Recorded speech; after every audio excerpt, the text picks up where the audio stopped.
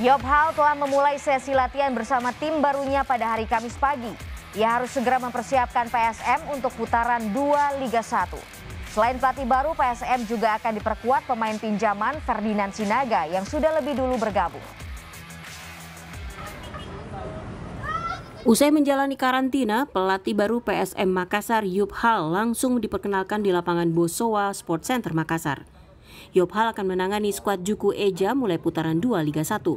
Hall menggantikan posisi Milosir Seslia yang diputus kontraknya November 2021. Sebelumnya, Hall pernah melatih klub Belanda Go Ahead Eagles dan FC Emmen sebelum menjadi asisten pelatih klub Tiongkok Guangzhou City.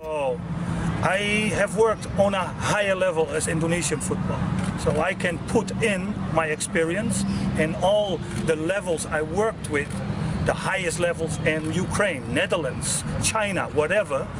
I can put in this team. That is maybe my advantage, and I'm new with new ideas, so maybe that can be an advantage. Yeah. Untuk lanjutan Liga 1, PSM juga meminjam pemain Persis Solo Ferdinand Sinaga. Ferdinand telah lebih dulu bergabung dalam sesi latihan. Skuad Juku Eja bertolak ke Bali pada Kamis sore dan akan menjalani pertandingan pertama pada Sabtu sore menghadapi Madura United. Arif Tirtana, Kompas TV, Makassar.